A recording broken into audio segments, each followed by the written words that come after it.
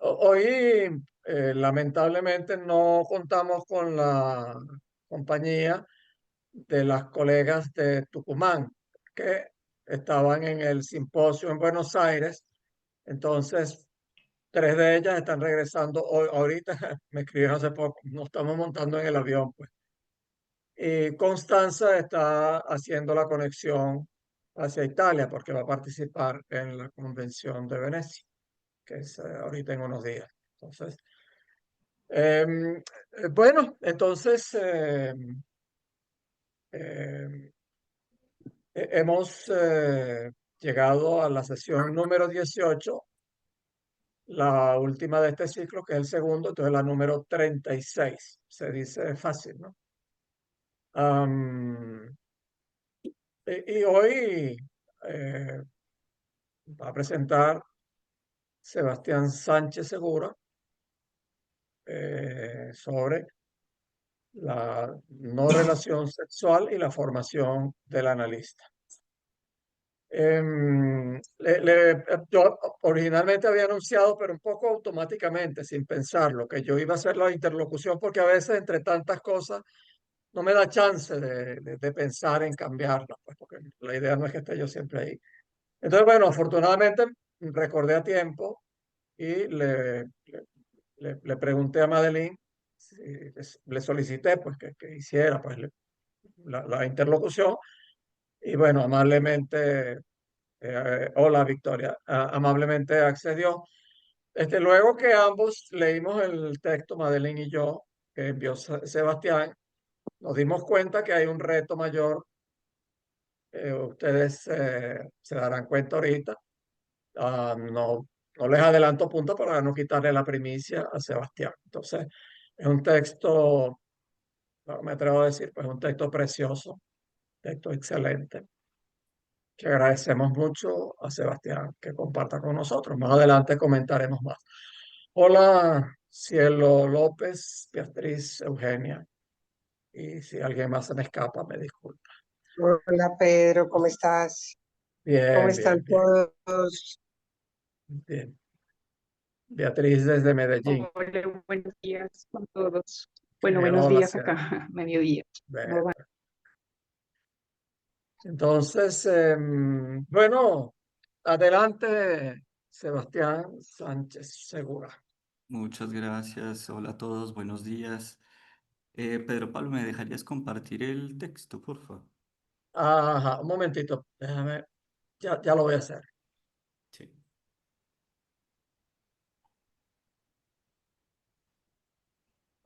Compartir. Un segundo, déjame silenciar. Por favor, silencien los micros.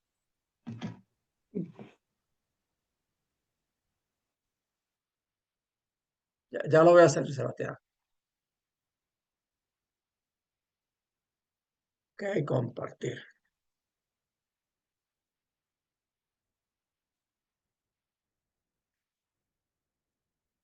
Un momentico, tenía que darle a otra cosa, ya va. Sí, sí, no te Ah, preocupes. tenía que darle compartir. Varios participantes pueden compartir. Ahí creo que está ya. Sí, ya estuvo. Sí, bueno, esta es una novedad que introduce Sebastián, la de compartir su texto, ¿no? Entonces, Sí, bueno. bueno, vamos a ver. ¿Sí lo están viendo? Sí. Sí, quizás lo puedes poner más grande, creo que le cabe, A lo ver. puedes poner más grande. Ok, creo que así se ve bien, Ahí. ¿sí? ¿Sí lo ven bien Sí, todos? sí, muy bien. Sí, se ve muy bien. Bueno, entonces decidí llamar el texto La no relación sexual y la formación del analista. Voy a ir leyendo para que todos vayamos acompañando la lectura. Dice, dividiré este trabajo en distintos apartados, aunque en general se organiza en dos grandes partes. En la primera, compartiré lo que mi análisis permitió discernir con el propósito de articular el hecho de que haya no relación sexual y la importancia de su constatación para el ejercicio de una práctica psicoanalítica. Respecto a esta primera sección, Vale advertir que se trata de ciertas coordenadas que permiten acompañar una deducción sin pretender ser exhaustivo en el paso a paso de su construcción, cuestión que tomaría mucho más espacio desplegar. Entonces, primera parte, un caso. Primero, una demanda infantil. Comienzo entonces la articulación con un primer sueño ocurrido en algún momento del análisis. La frase que lo refiere es la siguiente. Tengo en mis manos un bebé negro. Las asociaciones con este pequeño sueño me remiten al color de piel de mi padre, que era moreno. El hecho de que el bebé tenía piel negra me hizo pensar también en un cadáver, un niño muerto. También evocó algunos comentarios racistas que en alguna ocasión se hicieron en mi familia y que aludían a algo que era rechazado. Estas asociaciones se conectan con un recuerdo de infancia, de esos que no se sabe cuánto se apoyan en hechos acontecidos. Este es el recuerdo. Veía una propaganda en televisión de unos muñecos bebés que se llenaban por dentro con agua caliente.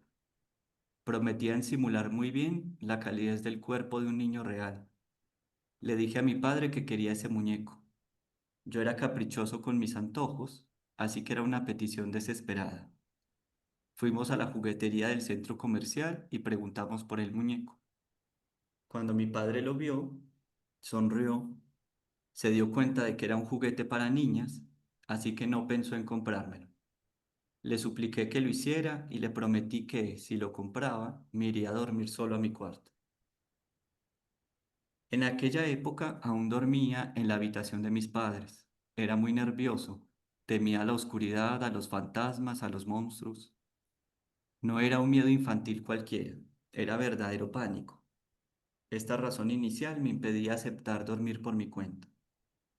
Solo mediante ese regalo de mi padre, un bebé, creía que podría consolarme respecto a la separación y dormir solo, pacificar algo del horror de ese espantoso mundo nocturno. Dos, lo que se opone a los referentes. Mi padre solía decirme que yo era muy repelente a su amor. Esta palabra repelente es usada en Colombia, no sé si sea más general, pero es como un tipo de rebeldía.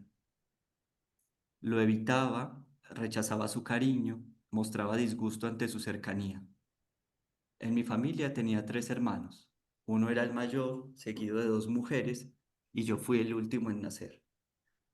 Mi padre decía que esa repelencia era como la de mis hermanas, pues ninguna, desde su perspectiva, le demostraba un cariño verdadero. Mi hermano mayor, en contraste, siempre fue muy cercano a él, seguía sus enseñanzas, se dedicó a trabajar en su negocio y lo heredó. Pero sobre todo se decía que era un Sánchez, dominado por un marcado gusto por las mujeres. Con el paso del análisis, me percaté de dónde venía dicha repelencia. El discurso de mi madre fue siempre acusatorio, de rechazo hacia mi padre. Criticaba su forma de desear a las mujeres, le recriminaba sus infidelidades, de las que siempre oía hablar, aunque nunca fui testigo. Ella cuestionaba el lugar que mi padre le había asignado, lamentaba haber dejado a sus padres para vivir con un hombre que la decepcionó. Siempre se sintió mal por no haber sido tomada como única y por tener que lidiar con el deseo, a veces descarado, de mi padre por otras mujeres.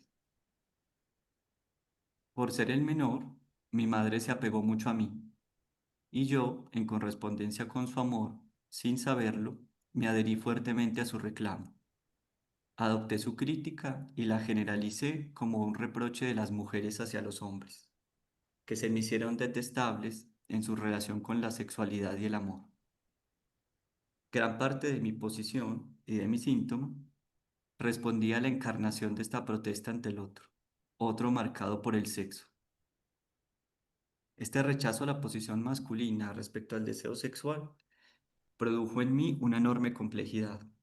Había nacido hombre, pero rechazaba las formas masculinas presentes en mi entorno familiar. Este rechazo a desear desde ese lugar, y podría decir, a gozar desde lo que un encuentro sexual podía producir, generó una forma de goce que me aislaba de toda posibilidad de encuentro. Para decir algo sobre ese goce, necesito referir otra dificultad, el sentirme contento o estable con mi cuerpo. De niño fui asmático y si bien luego pude comprender que se trataba de la asfixia que me producía el entregarme a ser objeto de amor incondicional de mi madre, me limitaba el acceso a los deportes. Dos cosas coincidían, la excusa asmática y el rechazo a las actividades masculinas. Así no desarrollé interés por el fútbol, el baloncesto, etc. Mi cuerpo es delgado en cierta medida por esta situación. Nunca tuve el cuerpo ideal de un hombre. Se extrañaban en mi apariencia los músculos, la energía, etc. Mi padre siempre insistió en que hiciera deporte. Decía que mis brazos y manos se sentían de niña cuando las tocaba. Se angustiaba por la salud corporal, la suya y la de todos en casa. Usé aparatos para enderezar los dientes, otros para corregir la postura, lentes para los ojos, toda una serie de herramientas que alimentaban la percepción de desarreglo corporal. El goce que vivenciaba, al ser extraño para mi padre, mi hermano y otros, hacía que mi cuerpo se percibiera más extraño aún. No era un cuerpo dado a la masculinidad que pudiera congeniar con sus representaciones. Sentía que mi cuerpo no remitía en absoluto a aquellas formas de satisfacción que se gestaban en mí. Percibía una inadecuación entre lo que vivenciaba y la imagen. En el análisis estaba decidido a tratar de explicar qué era ese goce y alcanzaba a decir pocas cosas más que una definición negativa respecto a lo que eran los gustos masculinos. Pero lo más complejo era la sensación de que este goce se extendía más allá del cuerpo. Anhelaba expandirse en el universo, sin limitación de la piel. Mi existencia era un freno para él, y su tendencia a expandirse me llevaba a concluir que solo en la muerte, que era el fin del cuerpo, se podría realizar su tendencia fuera de mí, vasta y desenfrenada. No era un goce que me llevara a actos violentos o similares, era solo una sensación corporal que rechazaba las referencias del macho. Por eso no podía implicarse en las actividades cotidianas o lo hacía con dificultad. En general, me encerraba en mí mismo. Finalmente, podría decir que lo que afirmaba respecto a este goce era que pretendía ser el mundo, si es que eso podía decirse, como una pretensión de abarcamiento total y no un cuerpo. ¿Con qué se hace una mujer? Mi película favorita de niño fue La Sirenita, la versión de Disney. Hablé mucho sobre ella en análisis, y una de las interpretaciones que más recuerdo de mi primera analista fue sobre el final del cuento original de Andersen. Yo no recordaba el cuento, pero sé que había visto una animación de este distinta a la de Disney. En ese momento no comprendí del todo su señalamiento, pero tiempo después entendí que había hecho una observación muy precisa sobre lo que yo intentaba transmitir. En el cuento original, la pequeña sirena se convierte al final en espuma de mar. Efectivamente, mi anhelo era trascender el cuerpo y hacerme espuma del mar para navegar eternamente en su inmensidad. Mi cuerpo lo concebía como inútil para aludir o nombrar algo de lo que ese goce era. Cómo conservar la vida y a la vez diluirse en el infinito. ¿Por qué se volvió tan importante esta película infantil? Porque trataba de una sirena enamorada de un príncipe que lo anhelaba como pareja. Para estar con él, hacía un intercambio con una bruja. Esta le daba la posibilidad de hacerse mujer a cambio de su voz.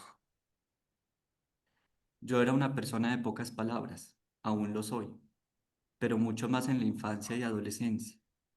Las palabras no se me ocurrían, porque lo que me ocurría en general no era una experiencia compartible. Y cuando hablaba, tartamudeaba intensamente. No podía decir ni una frase sin quedarme atorado en el decir.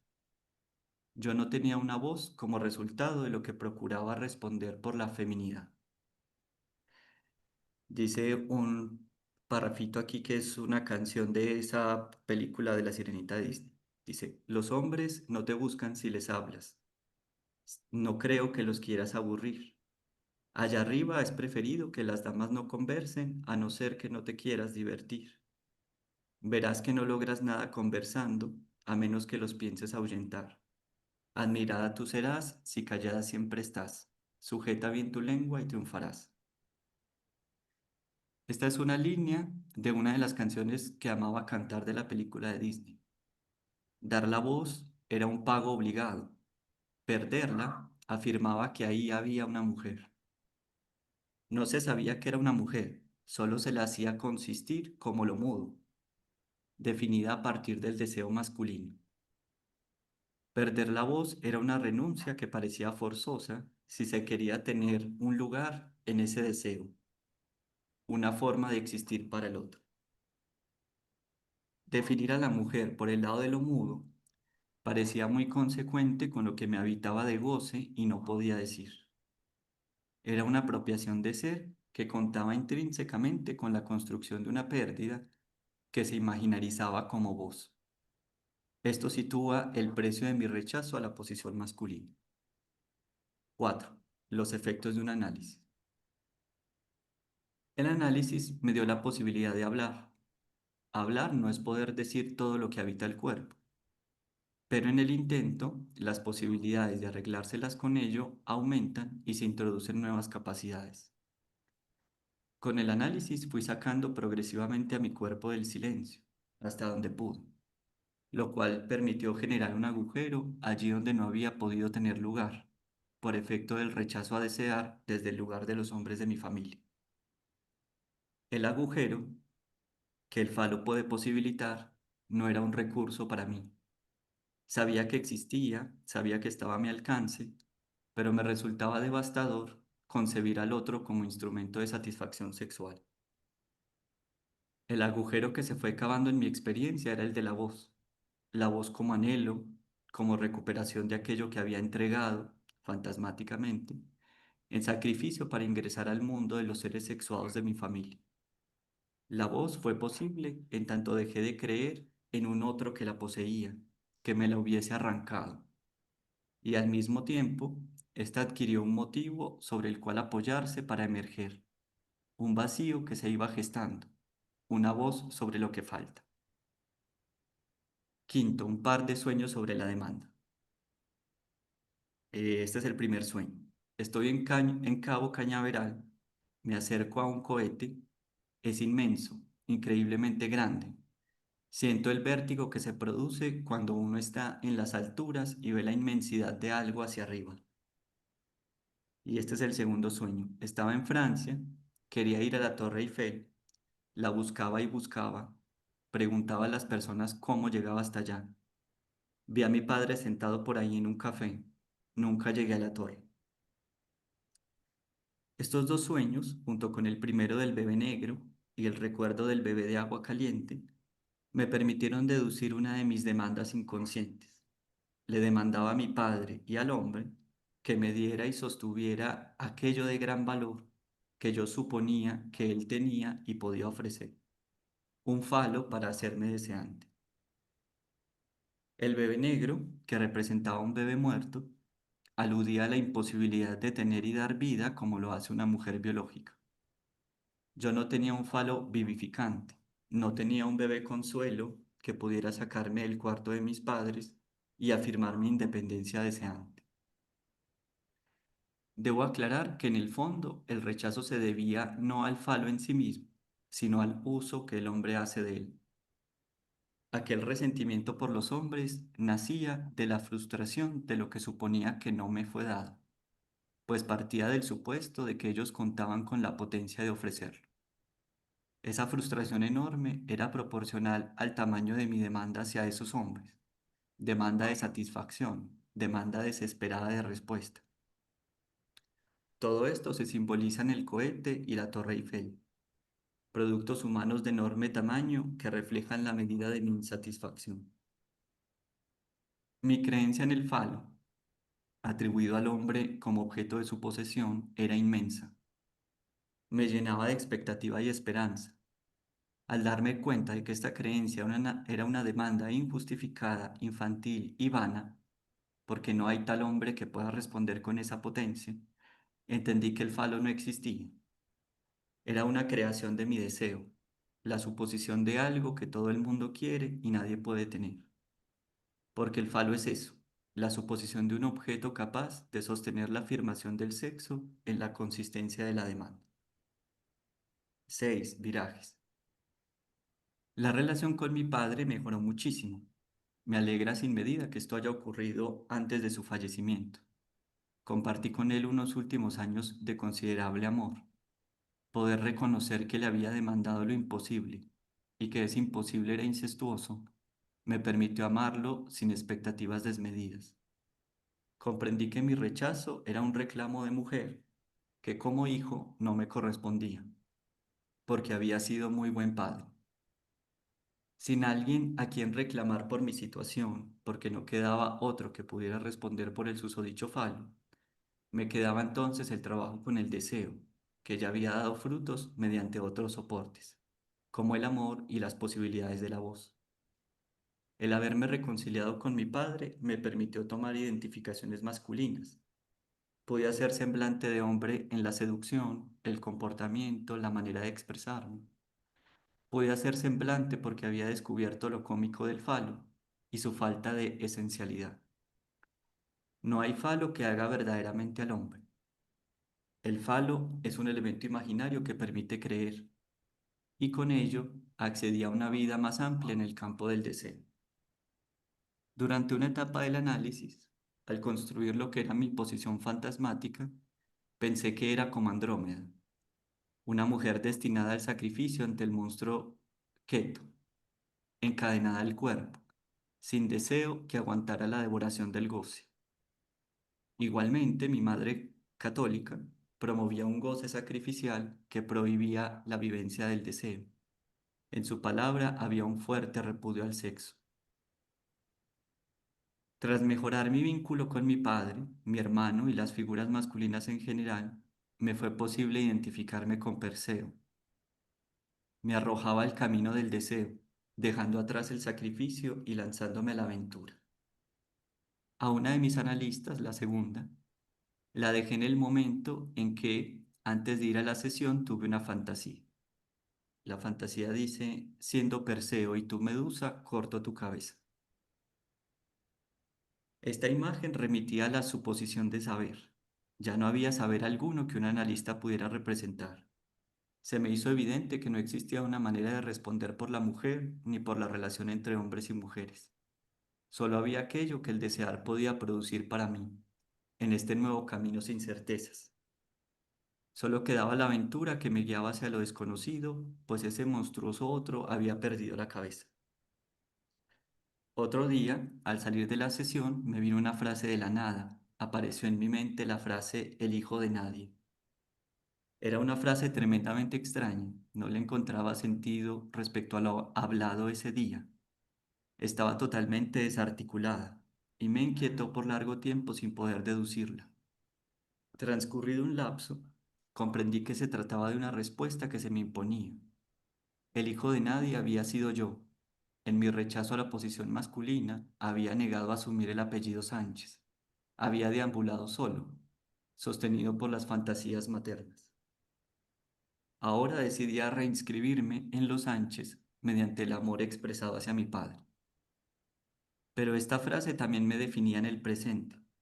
Al liberarme de la influencia del discurso materno, de prestarme a su misión y de la creencia en la potencia masculina para responder a mi demanda, ya no quedaban coordenadas familiares para mi respuesta al mundo. Lo que quedaba era una orfandad respecto al otro. ¿Cómo orientarse cuando los significantes del gran otro han sido cuestionados? Lo que respondía en mí no era todo familiar. Era eso que, sin certidumbre, estaba en posibilidad de producirse. Por otra parte, la frase también proyectaba futuro. Un hijo de nadie no habla en nombre de alguien, no se pronuncia por algún ideal, ni social ni familiar. ¿Cómo actúa una persona sin referente? Esto es clínicamente fundamental y define parte de mi posición como analista.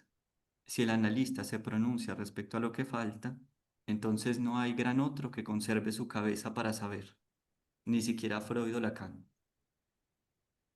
A partir de esta frase, se produjo otra articulación fundamental para mí. Dado que había encontrado lo que no realizaba el ser en el fantasma de mi madre, que el sacrificio no hacía a la mujer, que perder la voz no la definía, y que el hombre podía ser solo un semblante sin razón de ser, pude concluir desde el saber inconsciente que yo no era ni uno ni otro, al menos no de forma radical ni verdadera. En ese momento, como conocía el psicoanálisis y lo tenía como recurso, pensé, soy como el objeto A, un inter, algo que no pertenece a un lado u otro, solo un hecho del que no se sabe. ¿Por qué llegué a esta conclusión? Porque aquello con lo que contaba y con lo que procuraba definir el sexo eran las expectativas e ideales familiares a los que había quedado identificado. Pero el hijo de nadie, sin padre ni madre que dictaran qué hacer con el sexo, tampoco podía afirmar de sí mismo cuál era su esencia sexual. Gran parte de aquel goce sin palabra, que solo tartamudeaba, dejó de atormentarme porque entendí que respecto al cuerpo siempre estamos equivocados. El cuerpo procura hacer del ser una imagen para el otro. Pero ese ser, vía la palabra, se reconoce como agujero. Era urgente que yo hiciera del ser un agujero, en lugar de afirmarlo como cuerpo, para que este último no estorbara ni representara un límite. El límite que representaba el cuerpo fue relevado por el límite que impone la palabra a lo que puede decirse. Me liberé del cuerpo porque no hay consistencia que me define. 7. Unas últimas situaciones para concluir. Al salir de una sesión de análisis, me di cuenta de que mi analista no me había cobrado. Le escribí un mensaje para reclamarle por no haber dicho nada. Al analizar este reclamo, concluí que siempre había esperado del analista su voz, pero esa persona con la que consultaba, ni ninguna otra, tenía la voz que yo demandaba. Con ello, no solo se desprendía la cabeza de la gorgona, donde se suponía que residía el saber del sexo, también se situaba la voz como objeto faltante en el otro, y esto hizo caer la demanda de goce de aquello que había sacrificado, demanda de voz realizante de ser. ¿Qué quedó de esa voz que había capturado como objeto en mi relación con el otro? Descifrando un elemento que se repetía en sueños desde mi infancia, me percaté de una letra que implicaba el goce que había ingresado a través de la lengua. Era solo un ruido, el de la corriente eléctrica, una corriente que hacía vacío en el ser, que el cuerpo apenas envuelve para no decir nada. Segunda parte sobre la formación del analista. Ahora una reflexión que permita ir de este particular roto a lo universal sin totalidad. ¿Por qué el planteamiento de la no relación sexual de Lacan es importante cuando se alude a la posición del analista? Lo que mi análisis me permite deducir es que la cuestión sexual implica en su trasfondo un quiebre. Lacan lo llama una yancia en su seminario Los cuatro conceptos del psicoanálisis. Ese quiebre es la imposibilidad de definir lo sexual más allá de las posibilidades de goce de cada sujeto, de cómo se articula el cuerpo pulsional con el gran otro. Y del goce no podemos esperar tanto sentido como pretendemos, precisamente porque señala los límites de lo decible. Existe una vertiente de sentido que sostiene el desciframiento del inconsciente. Esta vertiente implica lo que cada uno ha construido desde sus identificaciones, su historia y los dichos del otro. Sabemos que eso captado simbólica e imaginariamente compromete a los representantes fundamentales del gran otro, el padre, la madre, los hermanos, los abuelos, etc. Estas personas entregan significantes y formas de ver el mundo que constituyen nuestra realidad. Así se hacen esenciales para pesquisar el lugar que hemos tenido, el modo en que nos alojamos allí sin saberlo. Esto hace parte de lo que retorna desde lo reprimido para ser sabido. Pero esto último no es todo lo importante. Lo anterior nos remite a lo que Freud teorizaba como complejo de Edipo, que desde su perspectiva es el soporte del gran otro para hacernos al sexo. Sin embargo, la sexualidad no es solo lo que el otro permite construir, es sobre todo lo no constituido en el inconsciente. Es aquello que articula la pérdida del ser en sí mismo. Cuando alguien se topa con la sexualidad que no se realiza, que se repite como no inscripción, entonces puede comprender que el inconsciente no es un contenido a descifrar, ni un conjunto de significantes a saber, sino una imposibilidad. Cuando el inconsciente se muestra como tal, como lo que la estructura no puede simbolizar, hay caída de la transferencia. ¿Por qué? Porque al determinar lo que el inconsciente no puede elaborar, ya no queda gran otro al cual remitir la pregunta por el ser.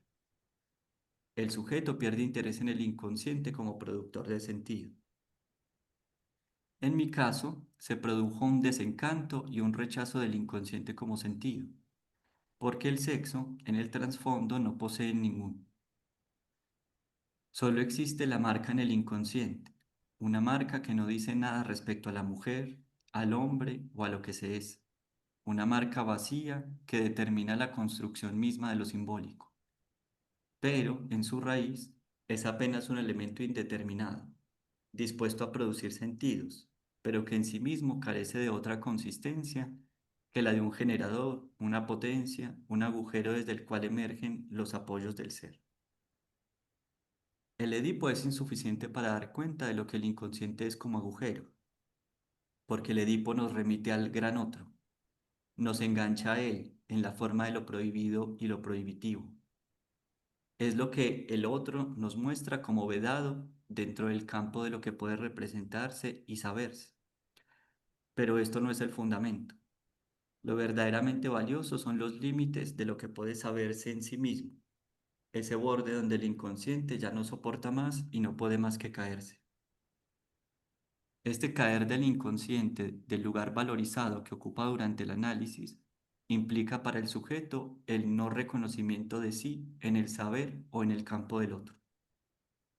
El sujeto deja de existir allí, en los confines del inconsciente, confines que no son de profundidad, sino que se presentan en cada producción que él realiza, repeticiones de lo imposible que el sujeto rechaza de manera continua hasta verse empujado a pasar por el hecho de destitución. La no relación sexual es una conclusión necesaria en la relación que el sujeto tiene con su ser. Impacta el vínculo que mantiene con los objetos de goce y deseo. La no relación vacía de sustancia a los objetos, porque estos son reflejo de la expectativa de ser del propio sujeto. Todos quisiéramos que nuestros objetos nos sostengan, nos den la razón de existencia, pero en el trasfondo el objeto es inexistente. Con esta certidumbre se abre el horizonte de una vida sin sentido en sí mismo, un deseo sin representación, donde el sujeto se ve aniquilado y percibe la posibilidad radical de su desaparición. Captamos así el peso de la muerte en el cuerpo, y no la simple suposición simbólica o imaginaria de su existencia. Solo un análisis puede entregar esta vivencia al sujeto, porque coincide con la caída del gran otro y la transferencia, tanto del gran otro familiar como sus soportes significantes, con sus soportes significantes, como del gran otro supuesto en el analista que acompaña el trabajo. Solo un análisis produce un analista.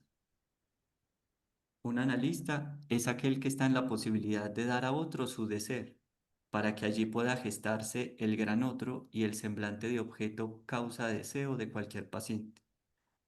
Sin que se haya afirmado el deser, sin que éste haya sido admitido inconscientemente en el paso del sujeto por su propio desvanecimiento, y esté decidido a ponerlo en juego una y otra vez, no será posible escuchar sin otro, porque desde este lugar, desde ese lugar del gran otro, se impondrán afirmaciones de sí que operan sin que lo sepamos.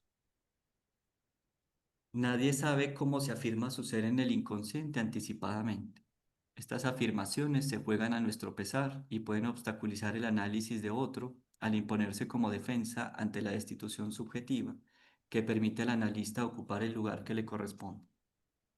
Junto con estas afirmaciones de sí en el inconsciente se imponen también otras, afirmaciones sobre la existencia de un otro garante de la representación del sujeto. La relación amorosa que se teje con el saber nos conduce a amar el inconsciente, y así corremos el riesgo de caer en su alabanza. Suponemos que ahí están las respuestas fundamentales de nuestra vida, pero no. El inconsciente respecto a lo esencial de nuestras expectativas no responde. A lo sumo produce indicios, elementos rotos, ruinas, que no alcanzan a convertirse en respuesta satisfactoria. Estos fragmentos apenas señalan un goce sobre el que se apoya la constitución de lo psíquico, imágenes que se pasean y palabras que van de un lado a otro, tratando de hacer consistir un mundo y una sustancia que soportan nuestras ilusiones. Un analista que ejerce sin haber alcanzado lo real del inconsciente puede acompañar el trabajo desde la convicción de lo descifrable, un saber que puede volverse creencia en vez de supuesto, entrando en equivalencia con la posición analizante. En este caso puede causar la transferencia como vertiente de la suposición de saber, pero habrá que interrogar su convicción respecto a lo real, convicción que solo surge del acto analítico, donde su propia destitución confirma que no hay tal inconsciente como saber simbólico del ser. Estar en la posición de analista es difícil, porque implica que quien la ocupa no puede evitar rechazar lo que él mismo sostiene, ya que el inconsciente requiere pasar por el sentido, pues no hay otra forma de hacerlo caer sino elucubrando con lo sedimentado. Exige también que haya un analista que suponga su existencia, pero a la vez, éste no quiere saber de él en la vía del sentido, porque lo ha descreído. No creer en el inconsciente como saber que pueda responder por el ser del sujeto es al mismo tiempo no creer en el ser del sexo que posibilita nuestra relación con el mundo. La formación del analista está íntimamente ligada al punto donde se constituye el agujero, razón por la cual es una formación continua que no alcanza nunca el punto donde podría concluir. Esto último hace también imposible que haya un analista que se afirme en el ser analista. No existe un saber que pueda formalizarse absolutamente para ser transmitido como enseñanza. No contamos más que con la ansia que se produce en las relaciones humanas, tropiezos preciosos que usamos en la operación analítica de la transferencia. Y el mayor tropiezo, prácticamente un descalabro, es el supuesto sexual, porque no hay seguridad en su constitución, no hay a quien confiarnos respecto a ello. Estamos en el uno y con lo que de eso pueda surgir. Y ya, ahí está, ahí es el texto. Eh, De nuevo, muchísimas gracias, Sebastián. Unas breves palabras antes de darle la palabra, valga la redundancia, a Madeline para la interlocución. Eh, bueno, es obviamente pues un texto muy íntimo, pues el que has compartido con nosotros. Casi nunca tenemos la fortuna de escuchar testimonios así, fuera de los testimonios de Paz. Y a mí por lo menos pues me surge pues siempre en testimonios de un análisis como hay algo tan íntimo, tan profundo, me surge pues como una dificultad pues para comentar, para opinar, para preguntar. Pero por otra parte pues el esfuerzo que tú has hecho y el compartirlo con nosotros pues se convierte en un compromiso de hacerlo pues con el mayor respeto posible, pero pues hay que hacerlo. Bueno, más adelante comentaré otras cosas. Entonces, adelante, Madeline Ruiz San Juan. Sí. Bueno, Sebastián, yo comparto la misma posición de Pedro Pablo. Nos has traído un testimonio de la experiencia de tu análisis que tiene un valor increíble, y te agradezco infinitamente haber compartido con nosotros esto. A mí también me sucede en general ante los testimonios de una experiencia personal, puede ser ya del pase o no serlo, o como este, que también siento como que eh, tengo que hacer un silencio para pensar ciertas cosas. Eh, Porque me parece algo muy serio y algo que desde el momento en que quien lo trae, como tú hoy, lo comparte, es algo, es una experiencia, es un tesoro para el psicoanálisis poder contar con un material así y que creo que vale la pena detenerse a pensarlo. Bueno, como dice Pedro, inevitablemente, bueno, fui llamada a compartir contigo este espacio y a plantear ciertas cosas. Preguntas no tengo reflexiones y quizás comenzaría por el final. Eh, bueno, tengo que ver el texto, que lo estoy viendo en la misma pantalla, de cierta forma los dejo de ver a ustedes si veo el texto, entonces cualquier cosa me interrumpen. Em, Empezando, bueno, por el final. La idea fundamental que me parece que sería una pregunta, pero que uno no solo me la respondes, sino que la argumentas desde tu propia experiencia muy bien, es ese punto tan difícil en el cual la no relación sexual está en la base de la posición del analista. Em, Esto es algo que tú lo argumentas muchísimo en tu testimonio y también toda la elaboración que haces alrededor de lo que es la inscripción sexual. Recuerdo que Lacan en el seminario 15, en algún punto, eh, no lo dice de esta misma manera, pero es la forma en que a mí me ha quedado. Dice que en el final del análisis, uno está llamado a replantearse la cuestión de la inscripción sexual. Y creo que esto tiene que ver con todo esto que tú has argumentado en relación a la pregunta por el sexo y por este sinsentido del sexo que tú quieres subrayar. Porque pienso que este cuestionarse la inscripción sexual es poder ir más allá de la propia inscripción.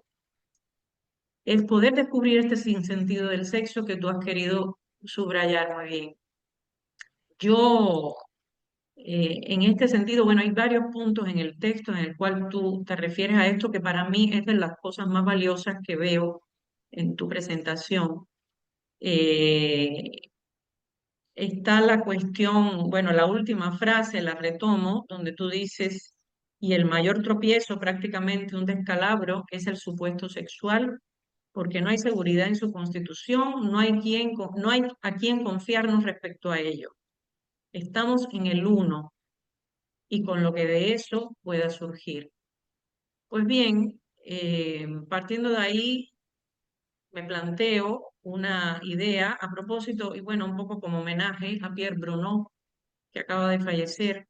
En algún momento tuve un intercambio con Pierre Bruno donde me decía que la singularidad del uno es la única vía de acceder al otro. Y creo que tú cierras tu texto hablando del uno, que el uno no es más que esa singularidad de cada uno, como que creo yo que es la frase de Pierre Bruno, es en el sentido de que no hay otro, no hay verdadera relación al otro, sino desde esa alteridad de la singularidad de cada uno. Y tu testimonio, bueno, lo que tu texto es un testimonio de ello. Porque a fin de cuentas no hacemos relación al otro, nos relacionamos con el objeto. En ese sentido, tú también has desplegado la cuestión del objeto de una manera maravillosa, trayendo el objeto A en la forma de la voz, de lo que significó para ti. Con respecto a esto, un momento para buscarlo en el texto.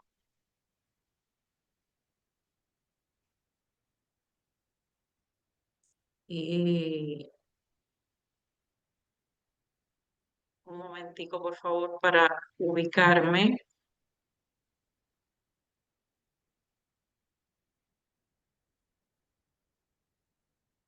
Sí, aquí está. Bueno, en varios puntos que no quiero volver a citar para no alargar esto, pero bueno, creo que se escuchó. Es muy importante la articulación que haces entre el objeto A, en este caso la voz, y la posición sexuada. Eh, Tú hablas del objeto voz como objeto A, que era para el otro.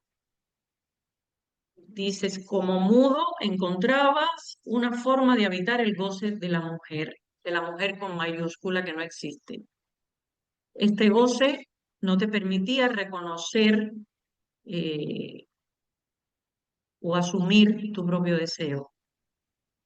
Yo escucho que no se trataba de ser hombre o de hacerse hombre y desear como hombre. Creo que más allá de eso se trata, y es lo que un análisis puede permitir, cuestionar la posición sexuada como elección de goce para poder permitirse desear. Haces una referencia a ese goce de la madre, y cito como Andrómeda, una mujer destinada al sacrificio ante el monstruo Seto, encadenada al cuerpo sin deseo que aguantara la devoración del goce. Dice, igualmente mi madre católica promovía un goce sacrificial que prohibía la vivencia del deseo. En su palabra había un fuerte repudio al sexo. Es decir, esta fijación de goce es la que tú te replanteas y digo yo que un análisis es lo que un análisis permite en cuanto al goce, ir más allá y quizás descubrir otra forma de gozar. Yo, en relación, quiero seguir en cuanto al goce. eh, Hay un punto, deja ver si lo encuentro. eh, sí, hay una frase, bueno, tomo solamente una pequeña frase, aunque lo argumentas mucho más. El límite que representaba el cuerpo, dice Sebastián, fue relevado por el límite que impone la palabra a lo que puede decirse. Me liberé del cuerpo porque no hay consistencia que me defina.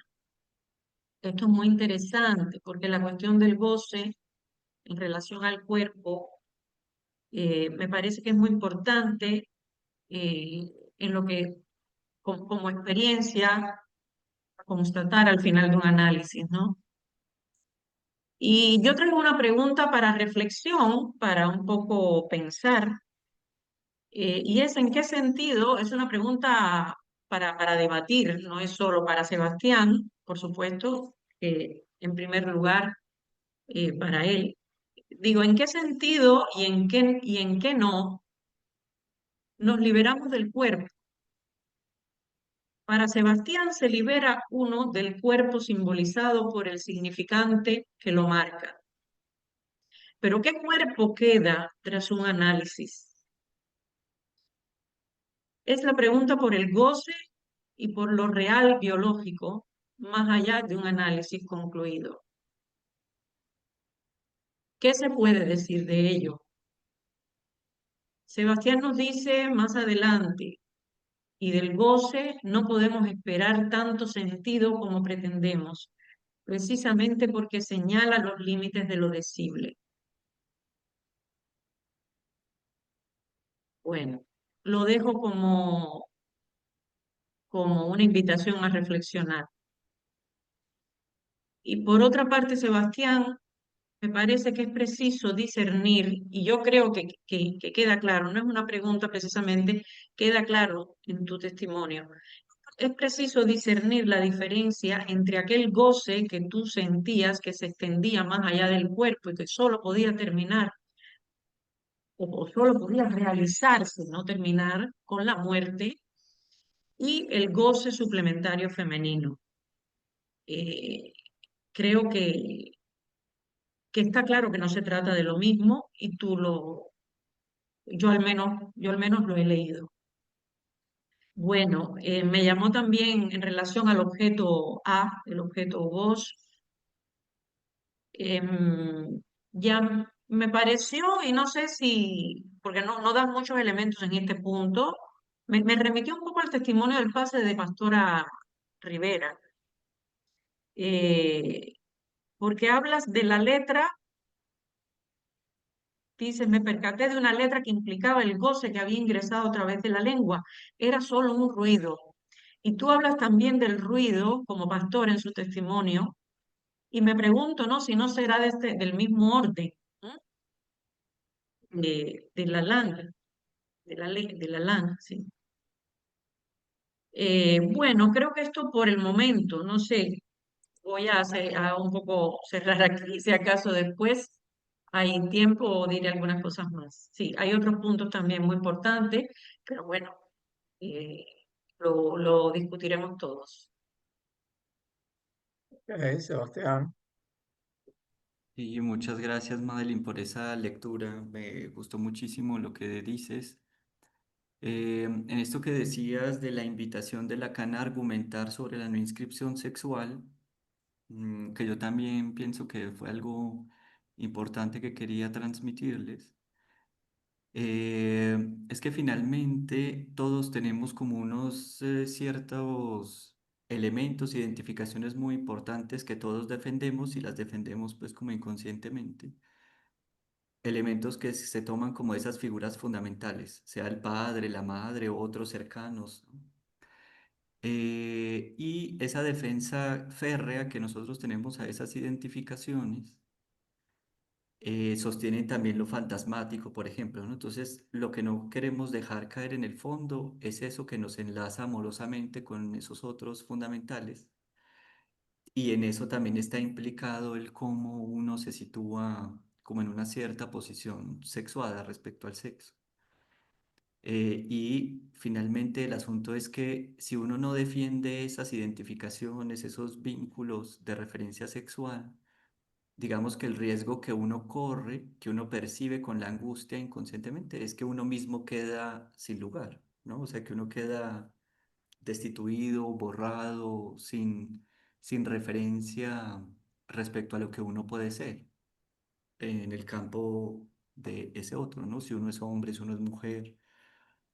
Entonces uno teme mucho, teme perder esas identificaciones porque o son esas identificaciones o es no ser, ¿no? Entonces ahí se genera como una elección que es como compleja, pero que implica justamente que en el fondo no hay ninguna inscripción sexual en particular en el sentido de algo que diga lo que es el hombre o la mujer, sino que lo que hay es una inscripción sin sexo, digámoslo así, ¿no? Que es como el efecto de esas marcas.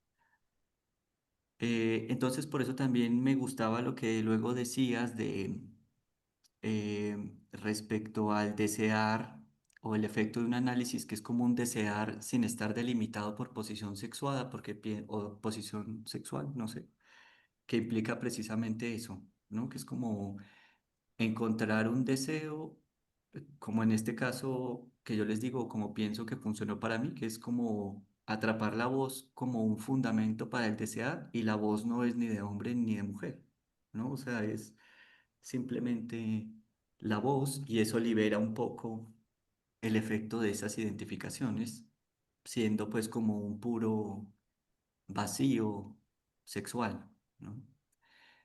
Y esto que decía respecto al cuerpo, que efectivamente fue de las cosas que en mi análisis retornó muchísimo porque la relación con el cuerpo era muy difícil, ¿no? Y es que yo pienso que finalmente la forma del cuerpo que uno se hace, por eso también mencionaba, y me parecía importante decir esto de cuando mi padre me dice que mi cuerpo parece el de una niña o mis manos son como de niña, etcétera. Esas palabras van dándole a uno una idea y le van formando a uno un cierto cuerpo. Entonces uno se compromete con esa forma de cuerpo que el otro ha dicho. Entonces de alguna manera el cuerpo que uno tiene es una dedicatoria a ese otro, ¿no?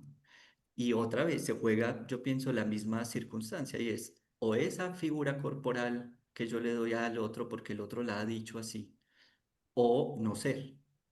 Entonces como que la figura corporal le permite a uno hacerse a una idea de lo que uno es para el otro. Y lo que yo encuentro en el paso de lo que va haciendo mi análisis es que ese goce que está ahí no es compatible con esas referencias corporales que me vienen de ese otro, ¿no? Las referencias de lo que es un hombre corporalmente o de lo que es una mujer o lo que sea. Sino que a ese goce, ese cuerpo no le dice nada, por decirlo así de alguna manera. Entonces, eso hace que en mí, la manera en que yo lo captaba era como que ese goce, eh, para poderse dar, tenía que de alguna manera anular esa imagen corporal, ¿no? Porque era un goce que iba más allá de esa imagen y cualquier imagen corporal posible. Entonces, en tanto uno se piensa como ser vivo, como cuerpo también. Entonces, de alguna manera, ese deshacer el cuerpo implicaba de la misma manera morir, ¿no? Desaparecer como forma del mundo. Entonces, en ese momento yo pensaba, desaparecer como forma en el mundo es equivalente a la muerte. Pero con el resultado del análisis, lo que me doy cuenta es que yo puedo desaparecer como forma de otra manera. No tengo que morir, porque justamente en la medida en que capto que no hay el ser que el otro me puede entregar, ¿no? Entonces esa es una manera distinta de desaparecer como forma. Entonces es como que eso introduce una relación distinta con el cuerpo, en donde ya el cuerpo no representa esa limitación para el goce, sino que el goce mismo cuenta con su propia limitación porque la palabra no puede decirlo todo. Entonces hay como una relación ahí muy interesante, pues como yo la capté entre lo que podía decirse, eh, y lo que el cuerpo trataba de decirle al otro, ¿no? Y eso último que decías de la lengua y el ruido, que eso último ya no lo podía ampliar, pues porque ya no me daba el espacio, pero además porque ese ruido justamente da cuenta de algo que no es sexuado en tanto tal, o algo que no tiene que ver con el sexo en la diferencia hombre y mujer. Em, es que desde muy niño yo tenía unos sueños donde yo trataba de volar y cuando trataba de elevarme y ir hacia el cielo, se interponían los cables de la luz, los cables eléctricos de la luz que hay en las calles. Entonces eso no me dejaba ir más allá de eso, ¿no? Y eso era un sueño muy repetitivo y muy repetitivo. Y era muy incómodo porque, por supuesto, uno se despierta con esa sensación de querer volar y algo que lo estorba y que lo estorba, ¿no? Pero entonces hay un momento del análisis donde tengo un sueño, donde voy en un carro, voy en un coche y veo esos cables eléctricos a un lado, pues por la ventana del coche por el que voy. Y a mí me parece un análisis muy enigmático el cómo, por qué recordar o por qué el sueño crear esos cables eléctricos. Y hasta ahí yo no sabía por qué aparecían estos sueños infantiles con los cables de luz como límite. Pero entonces de ahí deduje que lo importante no era la figuración gráfica del cable, sino que lo importante era el sonido de lo que se transportaba por esos cables, que es el ruido de la corriente eléctrica. Y ese ruido de la corriente eléctrica no está en el sueño, o sea, yo no escucho en el sueño el ruido, yo solo veo la figuración de imagen. Y eso me permite luego deducir muchas cosas, porque a partir de eso empiezan a aparecer muchos sueños que aluden a eso, ¿no? Entonces, por ejemplo, un sueño en el que me estoy bañando y la ducha de donde sale el agua del baño son de esas que se conectaban, de estas antiguas que se conectaban a la luz, a la energía, y en el sueño temía lo que podía producir el encuentro del agua con la energía eléctrica que me iba a electrocutar. Otro sueño donde soñaba con una flor carnívora gigante y la flor carnívora que tenía como un bulbo, trataba de conectarse con un toma eléctrico. Es como que intentaba como meterse en el toma eléctrico. Y bueno, así varios sueños, pero eso me permitió como ver la importancia de ese ruido eléctrico, que para mí es como lo que queda de base en el fundamento de todas las elaboraciones. Y ese ruido eléctrico tiene que ver con mi nombre, porque es la insistencia de la S de Sebastián Sánchez Segura, S, que es como un que es la insistencia eléctrica. Entonces ahí también hay algo que es importante, tiene que ver con mi animal favorito, que es la serpiente, el sonido de la serpiente en su ceseo, que me parece que produce en mi cuerpo una cosa muy impresionante.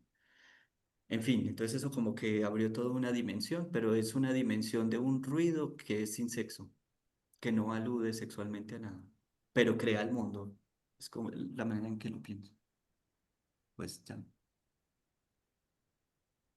Bueno, excelente, pues gracias Madeline, gracias Sebastián.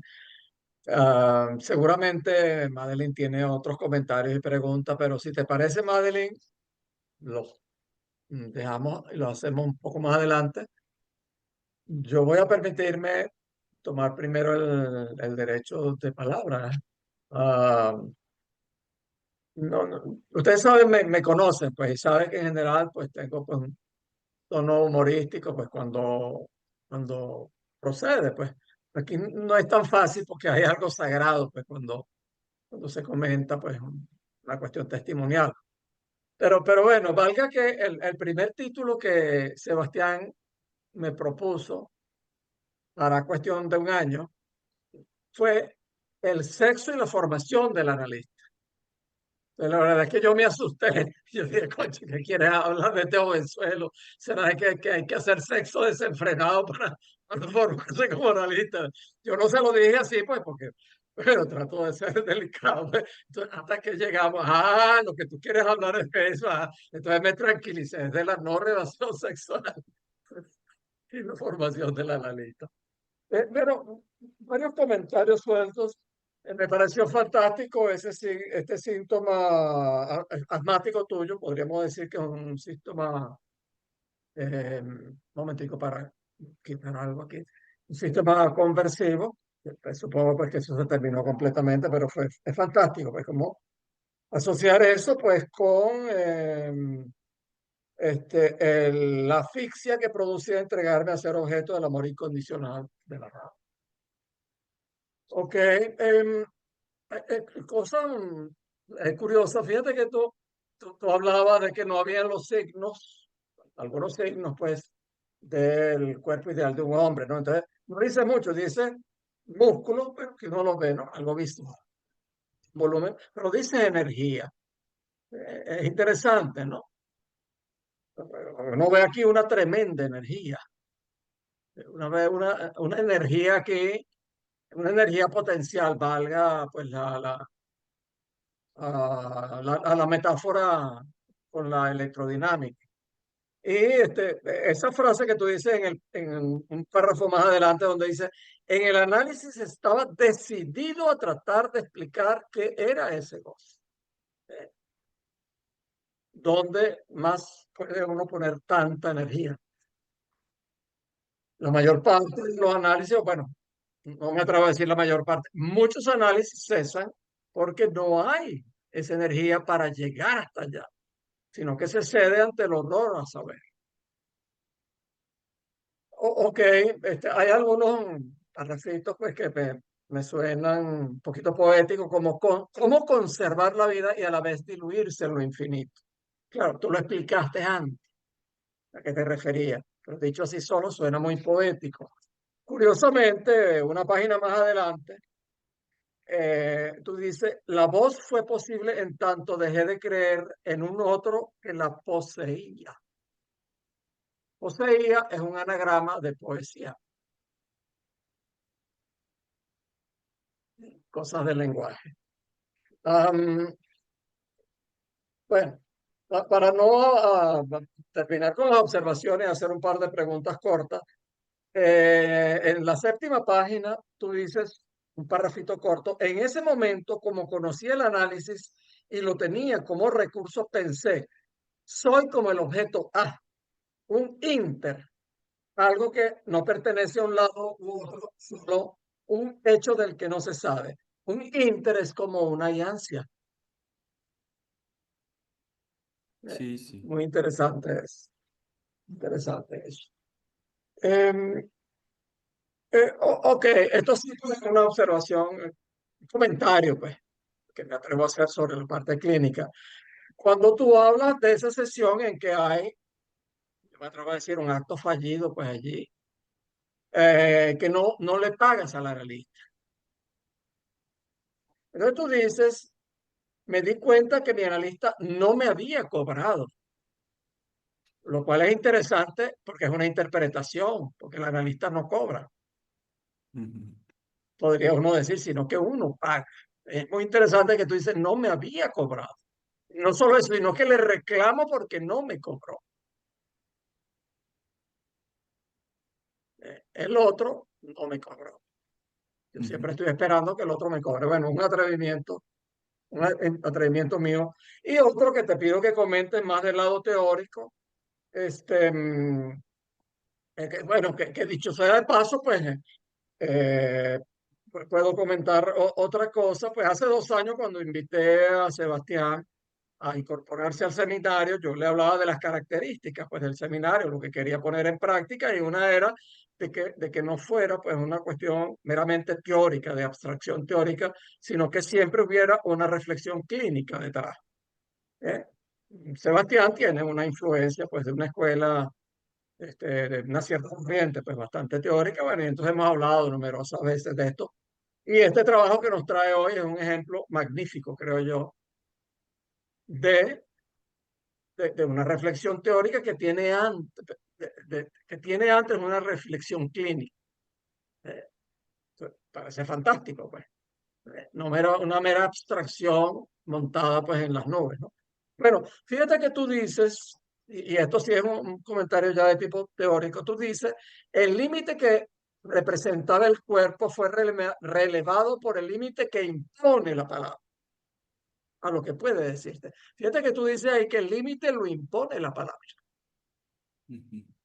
Bueno, claro, de repente la estructura del lenguaje misma impone ciertos límites, pero usualmente no lo pensamos así. De hecho, tú mismo lo dices unos párrafos más adelante y dice, del goce no podemos esperar tanto sentido como pretendemos, precisamente porque el goce señala los límites de lo deseable. Es lo que más frecuentemente pensamos, que es lo real que le pone un límite al goce, a la palabra, al lenguaje, no al revés. ¿Eh? Mm. Bueno, me detengo ahí para no alargarme. Si por favor puedes comentar sobre cualesquiera de esos puntos, pero en particular de esos dos últimos, sobre lo cobrado y sobre la palabra como límite. Sí, fíjate que respecto a eso del cobro, muchas gracias porque efectivamente es muy interesante porque me hiciste recordar otro momento de análisis antes de ese, en el que la segunda analista con la que yo fui, ella cobraba al comienzo la sesión, la primera al final y la segunda al comienzo. Y hubo una sesión donde yo entré y no pagué y ella pues tampoco hizo el cobro, yo me acosté y entonces empecé a hablar y hubo un momento donde empecé a perder la voz, se me fue yendo la voz, se me fue yendo la voz y fue un momento incomodísimo porque pues uno empieza a carraspear, ¿no? Y a tratar de aclararse la garganta y todo, ¿no? Y con la vergüenza y recuerdo haberme puesto muy rojo y todo y no podía y no podía y no podía.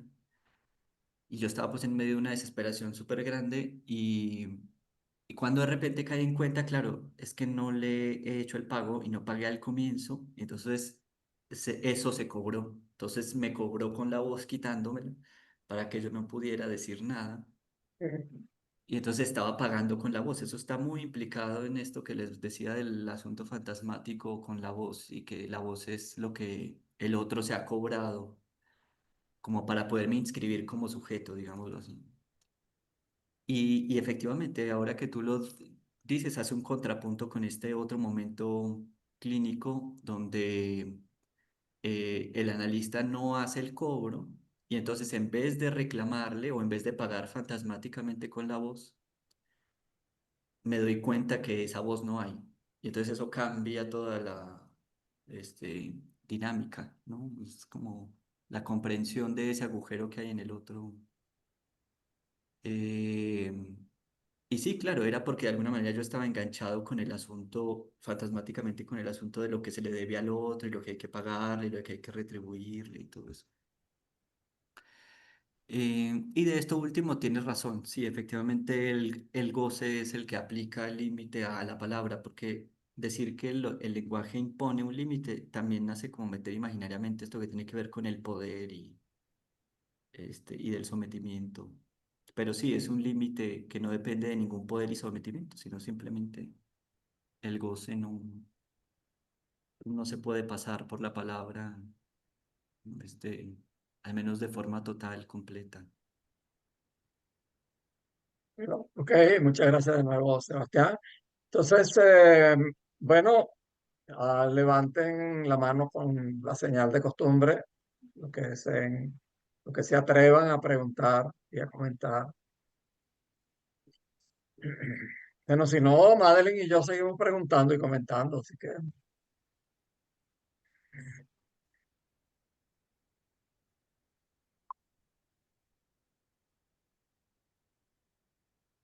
los, los Bueno, gracias, Sebastián.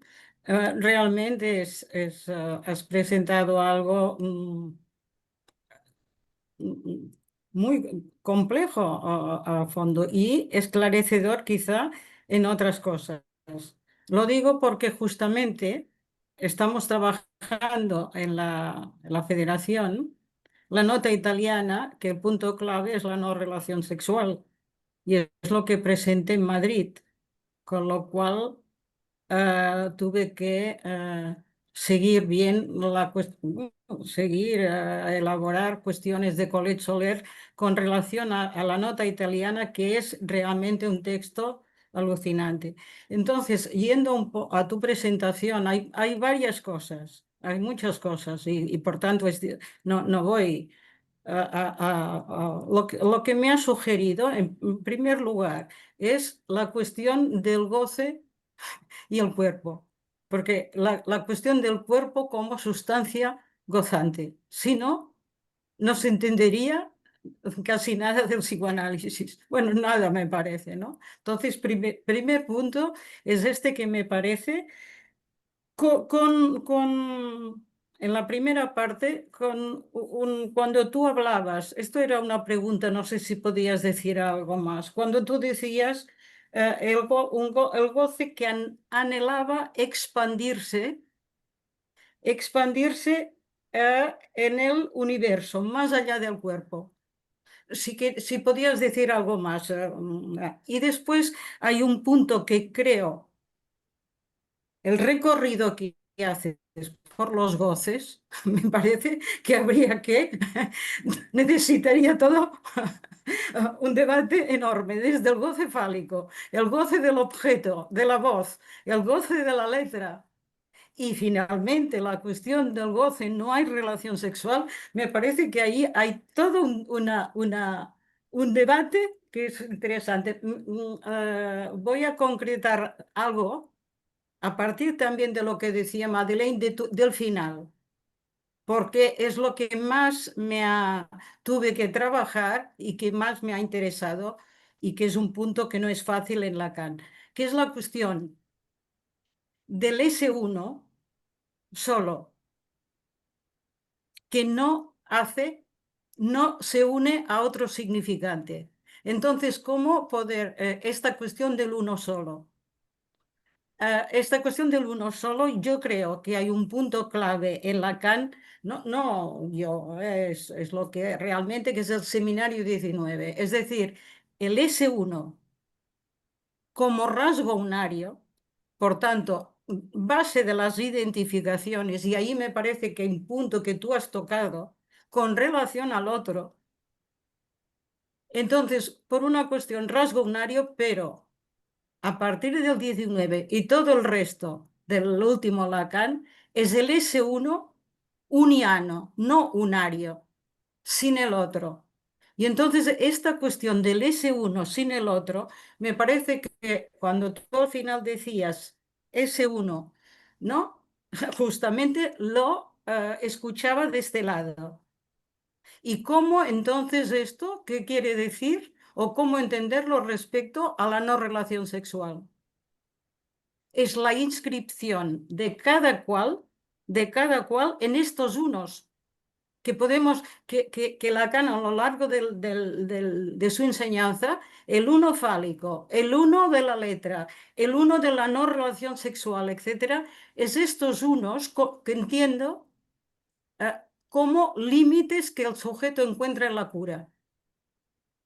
Y entonces ese uno de cada cual que no se puede compartir, ni puedes atraparlo. Esta es la cuestión de del síntoma, y de ahí que no se pueda compartir. No hay relación sexual porque no se puede compartir. Y ahí es cuando Lacan dice en la nota italiana, lo que existe, lo que sí que puede existir es una relación intersintomática. Cada cual su síntoma, no compartible, la pareja que sea. ¿Y cómo saber hacer ahí? Entonces, y en cuanto me ha parecido interesante lo que decías respecto a la cuestión del ruido, que también, Madeleine, esta cuestión de algo de la langa ahí en juego.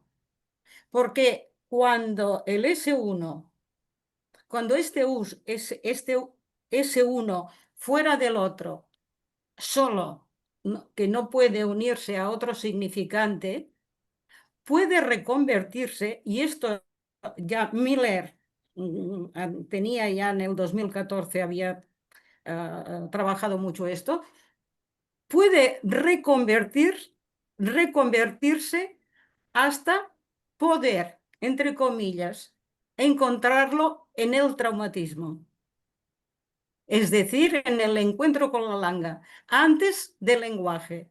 Y es ahí que me parece que es un punto que me parece muy interesante ahí, cómo esta cuestión del goce de la letra en una cura, hasta qué punto puede atrapar algo de lo que ha sido la cuestión traumática. Bien, por tanto me ha sugerido muchas cosas y realmente es un punto que, claro, hemos estado trabajando hasta hace muy poco. Gracias, Sebastián. Adelante, Sebastián. Muchas gracias, Dolores. Sí, fíjate que respecto a esto que dices de hablar un poco más de eso que anhelaba expandirse en el universo, sí es muy difícil. O sea, como que yo lo puedo decir en la referencia a lo que el cuerpo implicaba, ¿no? O sea, que el cuerpo en tanto se mostraba como un cierto límite, las representaciones que a mí me aparecían, justamente como el de la sirenita al final del cuento, era como una necesidad de que ese cuerpo desapareciera para que ese goce pudiera expandirse infinitamente, porque de alguna manera el cuerpo le aparecía como una restricción, y entonces es como si ese goce no quisiera ese cuerpo o esa restricción, sino que quisiera Mm, mucho más que ese cuerpo en tanto tal. Pero además era muy complicado porque efectivamente ese goce, lo que yo sentía era que no era algo que me permitiera enlazarme con las personas, con las actividades, ¿no? Justamente me dejaba mudo, no podía compartir absolutamente nada con eso, entonces era como tremendamente privado, pero en eso, ese goce implicaba que era muy difícil orientarse en el mundo. mm, Entonces, eso que uno ve que la gente normalmente hace tan fácilmente de las actividades cotidianas, ¿no? mm, Eso como que lo impedía de una forma muy fuerte, entonces eso como que producía una soledad y un aislamiento tremendo, mm, porque como que no tenía utilidad para el mundo en tanto tal. Em, y ese deshacerse del cuerpo también está implicado en ese no tener utilidad alguna, o no tener lugar de existencia. Bueno. Y esto otro que dices del uno también me gustó mucho, me parece muy interesante. Yo te puedo decir algo, otra anécdota, y es que, por ejemplo, por muchas cosas de la forma en que soy y me comporto, etcétera, hay personas que me han dicho que yo soy loco, ¿no? Ay, ¿y tú cómo eres de loco? Ay, tú estás loco, etcétera, ¿no? Pero no loco pues en el sentido psicótico, sino loco en el sentido como de Mm. raro. Eh, pero esa palabra a mí nunca me dijo ninguna cosa, ¿no? O sea, no era algo que yo tomara como identificatorio para yo afirmarme como loco, etcétera. Pero una vez me vino a la mente un sinónimo de loco, que no sé si es de Colombia, no sé de dónde sea, pero a las personas se les dice zumbados. Mm. Y cuando esa palabra me vino a la Mm. cabeza, me dio muchísima risa. O sea, así, pero una risa desbordante, de eso que me tuve que sentar y todo, porque además estaba caminando por ahí solo. Y pues ahí sí que parecía loco corriéndome, yo caminando por ahí solo. Pero porque la palabra zumbado tiene que ver con ese ruido eléctrico, De que es el zumba. zumbido de la, ¿no? Entonces, es como si eh, con eso que atrapé de ese ruido, yo hubiera podido ubicar algo tan particular y tan singular que no es compatible con ese universal del loco que se le puede decir a cualquiera o que agrupa a mucha gente, sino que es algo que solo a mí puede causarme risa, ¿no? Y que en ese sentido yo, digamos, soy un loco, no como los locos, no como esos locos, sino un loco extremadamente singular porque depende de ese ruido. Eso es lo que te podría decir. Mm. Gracias. No, fíjate que cuando tú le dices el zzzz, más o menos como tratas de una onomatopeya de la corriente eléctrica, entonces tú dices, bueno, también está como el SSS, zzzz, o el ceseo de una víbora y Sí, de de una una serpiente. serpiente, zzzz, y otros, pero son sentidos, esos son Ah, sentidos. Y este del zumbido, del zumbado, el zumbido, también es otro sentido, un sentido que te hace reír y en donde aparece lo que el chiste siempre, el humor siempre requiere que haya un otro, el ujú, gran otro, el gran otro tuyo que está allí, que produjo la risa. Pero lo que está en el centro de eso, en el núcleo de eso, realmente no tiene sentido, como tú lo has apuntado muy bien.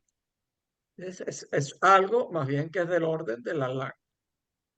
Aunque tú lo apuntas a un elemento externo, la corriente eléctrica, ujú. algo externo a ti, sin embargo, tú lo señalas como algo del orden de la LAN, que es del sujeto o del presujeto, pues, o de lo que queda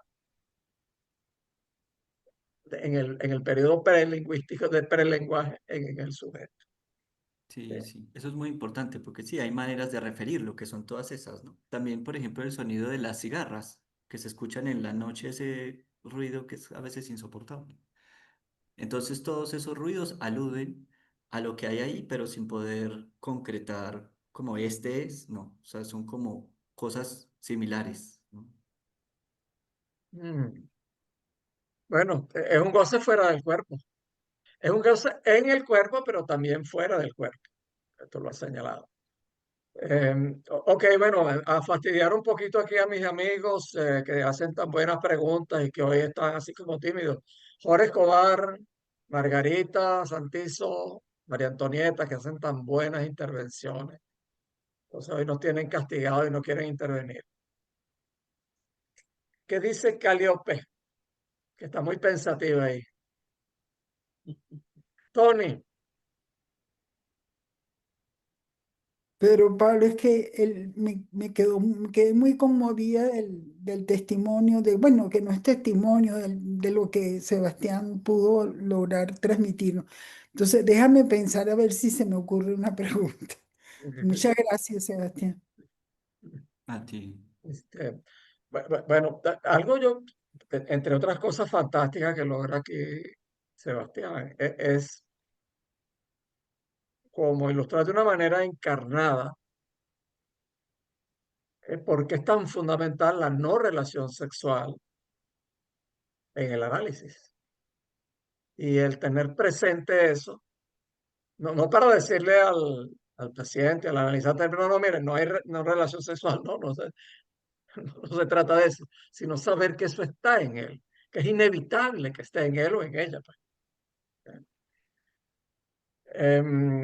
Bueno, Madeline, si quieres aprovechar aquí que Ujú, nuestros sí. compañeros están como tímidos. Victoria puso la cámara y levantó la mano. Marcelo Fernández Oriol. Bueno, como ya le había invitado a Madeline, ¿qué dices, Madeline? ¿Lo Bueno, hacemos un no poquito sé, después? como quieran, ¿no? Si hay más palabras que hablen los otros, no hay problema. Bueno, vamos a hablar entonces Marcelo Fernández Oriol y Victoria, que creo que levantó el dedito, no levantó la mano amarillita, sino el dedito. Marcelo, Bueno, desde Ibiza. bueno, yo me he perdido algunas reuniones, pero he tenido la satisfacción de hoy presenciar esta y simplemente agradecerte profundamente este valioso y precioso testimonio que has dado. Me pareció súper valiente, sincero, brillante. Es como para desmenuzarlo poco a poco en otro momento, a ver si puedo acceder después al vídeo. Y ya te digo, y desmenuzarlo porque me ha parecido de una precisión, como has comentado esto, ya si un caso clínico produce efectos, digamos, o resultados buenos para este tipo de seminarios, el hablar de tu propio testimonio y con esa eh, eh, valentía y esa precisión me ha parecido excelente. O sea que simplemente es eso, no hay preguntas y volverte a agradecer lo que has dicho. Gracias, Marcelo. Gracias, Muchas Marcelo. gracias. Victoria Torres, quien no nos visitaba desde hace 17 meses. No importa, eres bienvenida cuando quieras. Pon el micro, Victoria. Micro. El micro. El micro, Victoria. Micro.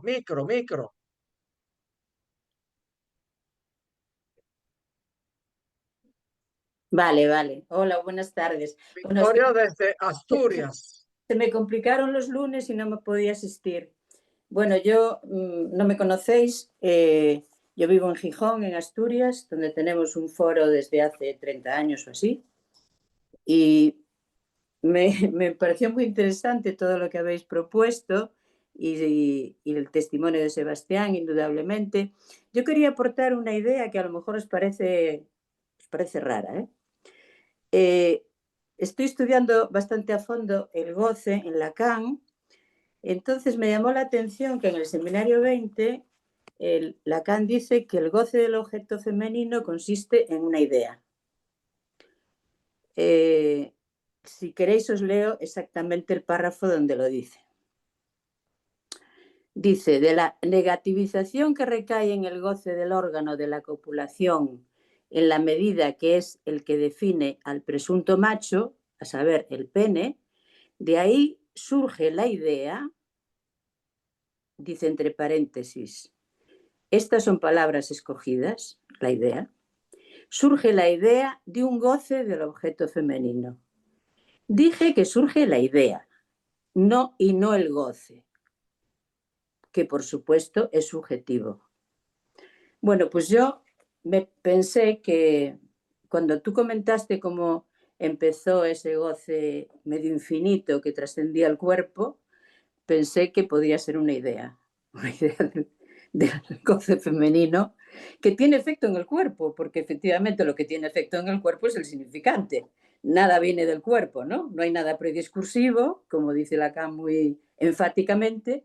Entonces, de una idea puede venir una sensación en el cuerpo, claramente, ¿no? Entonces, bueno, quería aportar esta pequeña idea que me hizo resonar tu testimonio. os agradezco a todos la presencia y el estar ahí. Nada más. Gracias, Victoria. Sebastián, si quieres comentar algo. No, me gustó la primera parte cuando dice lo del presunto macho, porque justamente son las palabras que aluden no solamente, o sea, fíjate que no solamente llama idea a lo que refiere de lo femenino, que le quita como, no sé, Toda la sustancia exactamente, que solemos ponerle.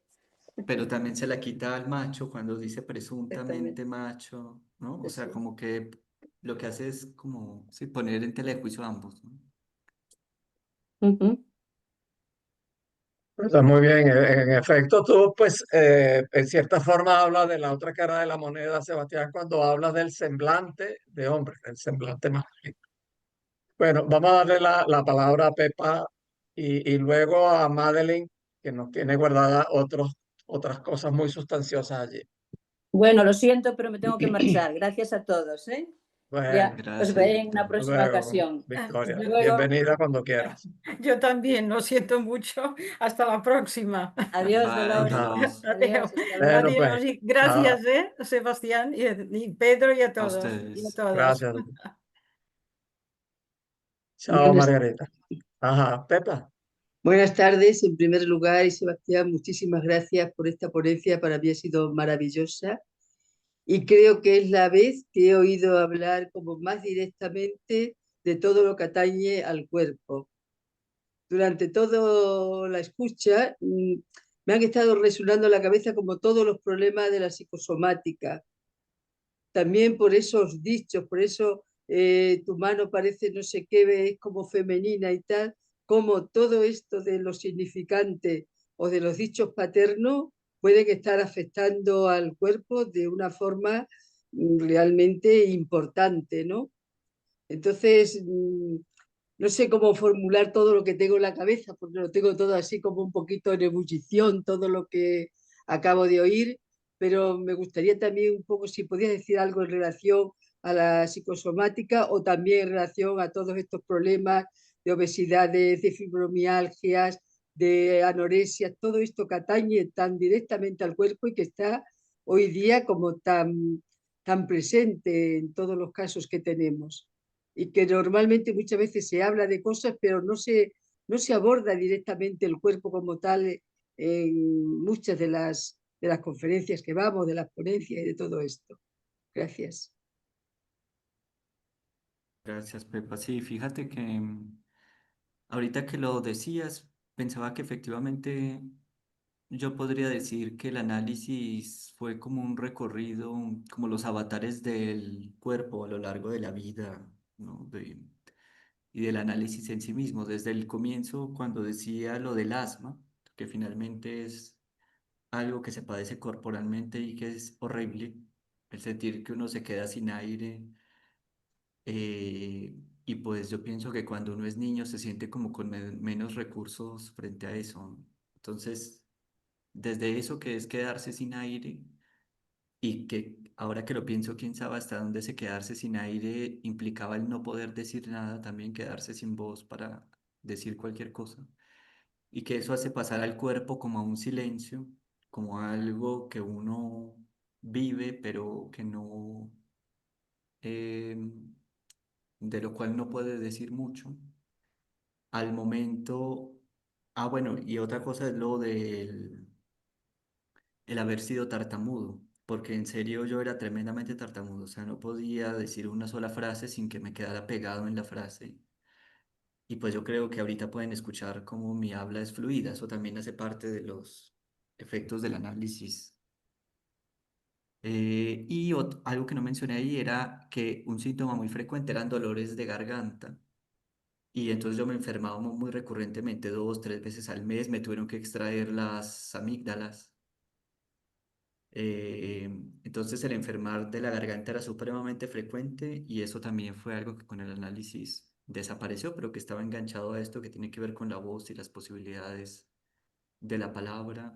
Entonces sí, el cuerpo estuvo presente todo el tiempo, por eso pienso que eh, el análisis aludía muchísimo a eso, a esas sensaciones corporales y a lo que se puede decir de ellas y lo que eso mismo que uno dice va produciendo como efecto en el cuerpo, lo va transformando, entonces transforma la imagen que uno tiene del cuerpo, que es esa imagen que uno se hace en esa relación con el otro, transforma las sensaciones.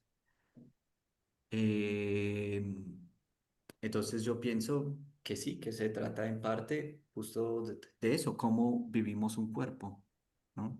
¿Qué es, qué es eso y cómo lo ponemos en el mundo? Y entonces yo pienso que sí, seguramente todo esto que se habla de la psicosomática, pues implica todo eso de lo que el otro ha dejado ahí como marca y como huella y cómo se va transformando en la medida en que nuestra experiencia con los otros va permitiendo esa transformación también.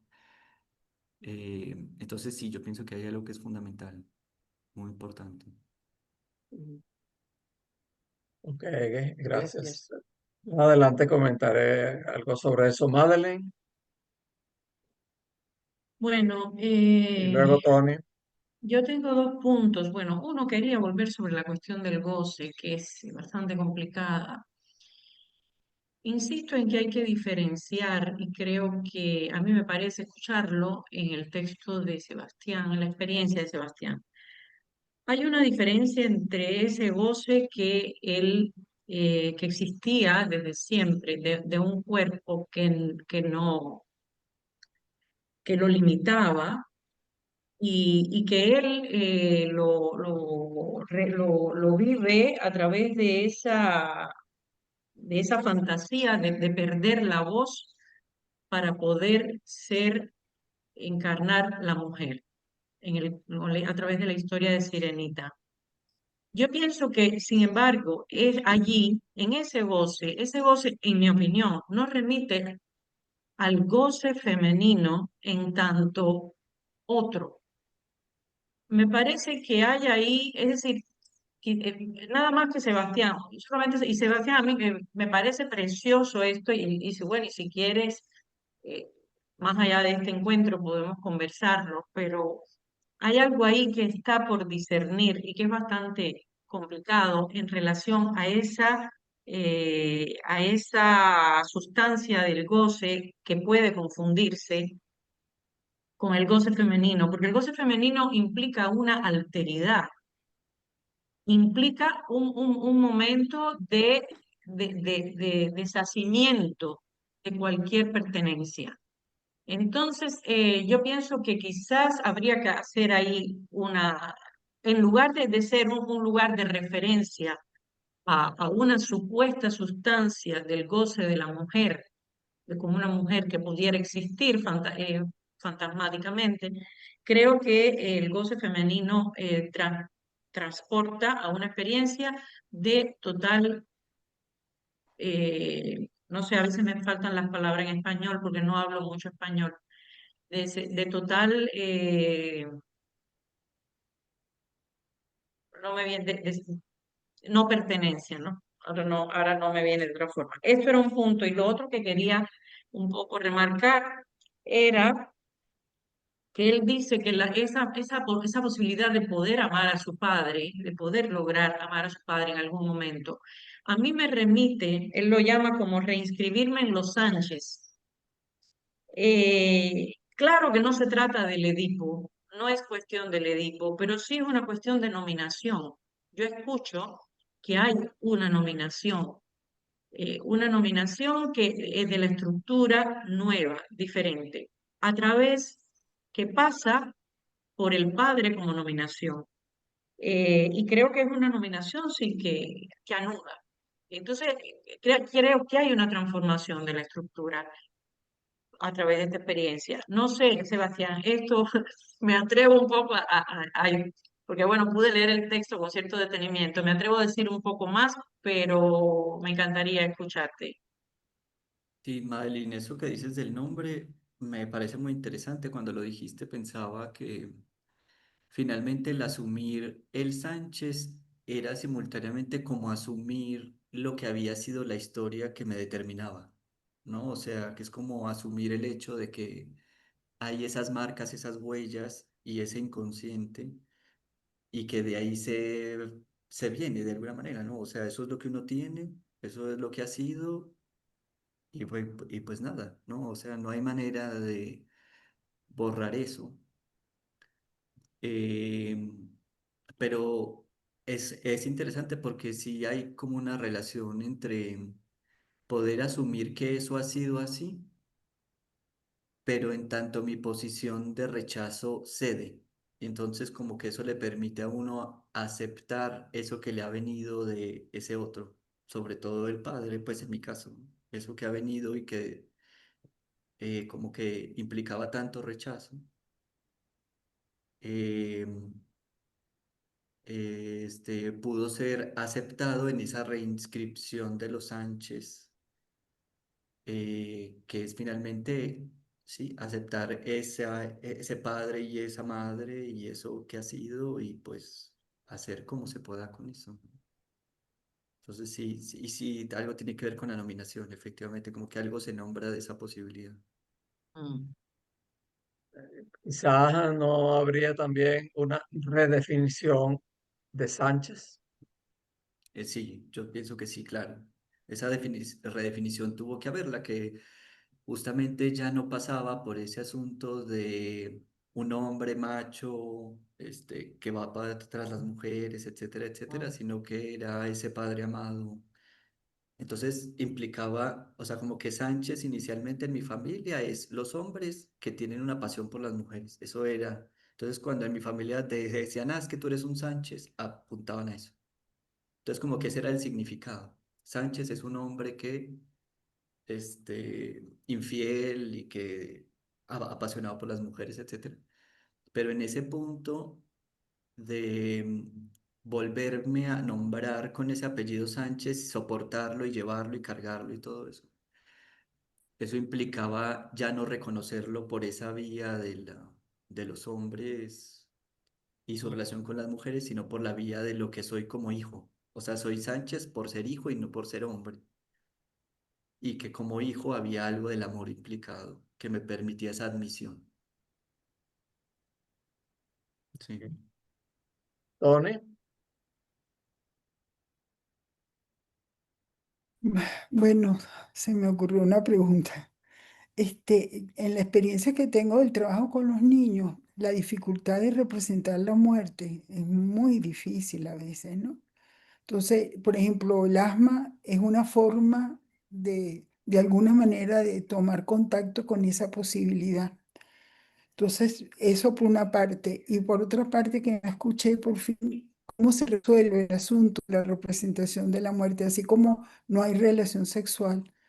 Tampoco en el inconsciente está la representación de la muerte. Entonces, este cuento de la sirenita es muy lindo, muy interesante, porque ella se pierde en el mar. Es una forma de representación de la muerte. ¿Cómo lo resolviste, no? ¿Cómo resolviste eso de estar vivo, no estar muerto? Y sobre todo la representación. Sí, eso que dices es sí muy importante porque efectivamente el asma, o sea, por ejemplo, yo tenía de esos recuerdos que son recuerdos que no tienen justificación en sí, que en una de las crisis de asma yo fui dejado hospitalizado y eh, esa es como una escena, ¿no? Estoy en la noche hospitalizado solo, sufriendo de asma y luego hay otra escena en donde está cargándome mi madre y eso me llevan en el análisis a preguntarme por qué mi padre no estaba ahí, o sea, por qué es mi mamá la que está cuidándome. Y entonces sí tiene que ver, al menos pienso yo, como con esto de lo que es el desamparo, pero a la vez tiene que ver con que sí hay algo de la muerte, pero es la muerte en los brazos del otro. O sea, es como que es por el otro que la muerte se hace factible en ese abrazo asfixiante de la madre. Entonces no es como la muerte biológica, sino como la muerte de ser abrazado por ese otro. Em, Y esto en relación al cuerpo, sí, efectivamente, inicialmente lo que pensaba era que si ese goce se realizaba o alcanzaba lo que pretendía, o porque no era como algo que solo se satisfacía, sino que pretendía satisfacerse. Si eso se realizaba, implicaba que mi cuerpo tenía que desaparecer porque el cuerpo le era un límite. Eh, y entonces el hacerse espuma de mar era equivalente a morir, efectivamente, que era liquidar el cuerpo. Y la manera en que como que eso se resolvió es justamente al ver o al concebir eh,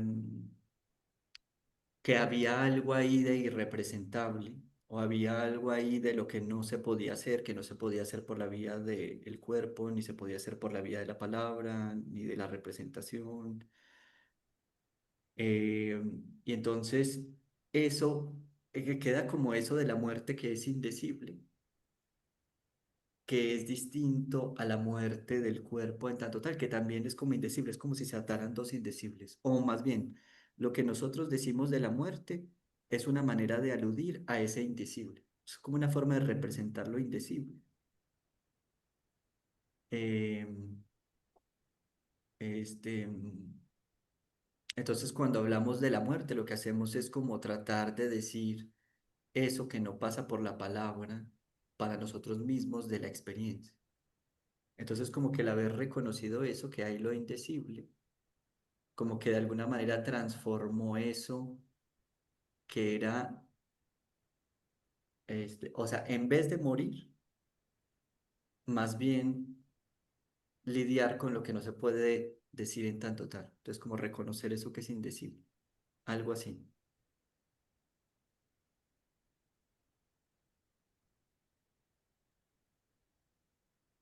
Este, Muchas gracias. Gracias. bueno, una cosita más con relación al goce, que tú tratas de diversas, múltiples maneras, pues en tu exposición. Eh, sí, sí, estoy de acuerdo con lo que dice Madeline, que no es propiamente el goce femenino, ni tú lo planteas como tal, Ujú, pero sí, sí se evidencia que había algo o un mucho relacionado con un goce que no se podía como ubicar, colocar. Entonces, ese goce, pues, que trascendía el cuerpo, goce que trascendía el cuerpo y tú no lo puedes poner en palabras, pero sí da suficiente evidencia de que era algo que experimentabas. ujú. No llega a ser el goce femenino, pero tampoco es el goce fálico. Así, hay algo ahí que luego, pues, fue evolucionando, pues, con el análisis, como era de esperar. Y el goce es en el no hablar o en el entregar la voz, eh, el goce en el siseo, en el siseo. Mm. Este, ok, fíjate de estas cosas interesantes que a veces se cuelan, que pueden pasar como un lapsus calami. Ah, en una parte, ya pues hacia la finalización, tú hablas de los representantes fundamentales del otro. Y dices, el padre, madre, hermanos, abuelo, etc. Pero dices del gran otro, no dices del otro con del gran otro. Pero es interesante que incluyes ahí a los hermanos, pero claro, pues hay algo que no es una confidencia, pues tantas cosas que he compartido aquí, pues, o sea, eso no es una confidencia, que es que hay una diferencia grande de edad entre tu hermano y tú. Sí, sí, totalmente, efectivamente.